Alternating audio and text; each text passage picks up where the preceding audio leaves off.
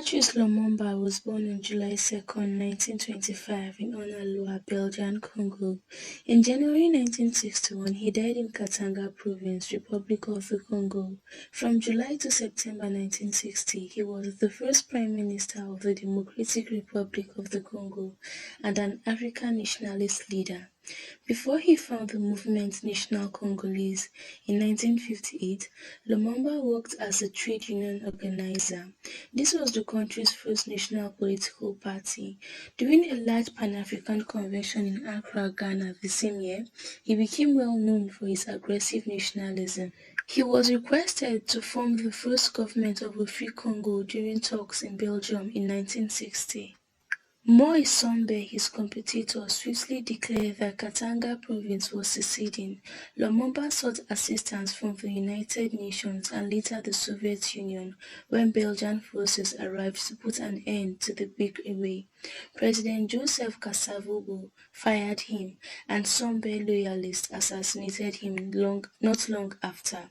His killings generated outrage in Africa, where he was regarded as a Pan-Africanist leader. By returning to the children of killed Congolese independent hero Patrice Lumumba's tooth, Belgian officials have taken an important step towards admitting their country's crimes against the former colonist people. Lumumba was assassinated in 1961 while serving as the Prime Minister of the Democratic Republic of the Congo, then known as the Republic of Congo, by rebels and Belgian mercenaries. In Africa, Lumumba served as a symbol of the resistance to colonialism. His killers used acid to dissolve his body, and some even saved his teeth as gruesome mementos. The pale blue casket containing the gold-capped tooth was delivered to a gathering of family members at Brussels' Egmont Palace on Monday morning. To begin the process of returning it to the Democratic Republic of Congo, it was placed in a casket and taken to the embassy. Roland Lumumba, Patrice's son, declared last week that the family's grieving had come to an end with the return of his father's tooth. One of Belgium's most odious and wicked acts of exploitation in Central Africa will be put to an end by returning the tooth.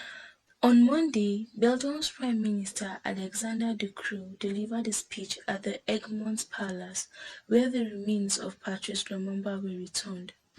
Moral guilt for the killing of Lumumba was accepted by Belgian PM Alexander De Croo. This is an ugly and disagreeable fact, but it must be told, De Croo said in a statement. Because of his words, ideals, and political beliefs, a man was killed. The Belgian king paid his first visit to the Democratic Republic of the Congo early June 2022, but he did not issue a formal apology for Belgium's role in the conflict.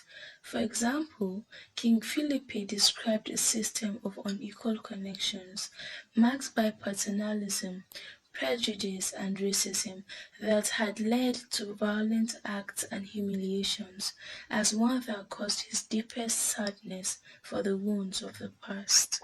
Lumumba was a charismatic but volatile Pan-Africanist who played a key role in the fight for independence. In 1960, he was elected as the first leader of his country through a democratic process. In less than a year, he fell victim to the politics of the Cold War and internal power struggles as the country's new government fell apart and rebel groups in the mineral-rich Katanga province tried to break away. Western leaders were afraid that Lumumba would choose the Soviet Union as a protector and give Moscow access to resources like uranium that were important for the country's security. After a military coup, Lumumba was put in jail, tortured and then killed by a firing squad that was put together quickly. After 4 years, Belgium said that it was morally responsible for his death. The 35-year-old politician was also on the CIA's list of people to kill. However, it took decades for the truth about the circumstances of Lumumba's murder to emerge. In 2000, Gerard Soweto, the Belgian police chief, admitted that he had taken Lumumba's body apart and dissolved the pieces in acid. Soweto showed two of Lumumba's teeth in a documentary that was shown on German TV. In 2016, a Belgian professor named Ludo de Witte filed a complaint against Soweto's daughter after she told a newspaper in an interview that Lumumba had given her a gold tooth. Belgian authorities then took the tooth away. Many people in the Democratic Republic of the Congo still think of Lumumba as a symbol of what the country could have been like after it got its independence. Instead, it spent decades under a dictatorship and in wars that drained the country of its vast mineral wealth. On the 60th anniversary of Congo's independence 2 years ago, people again called for Lumumba's soul to rest.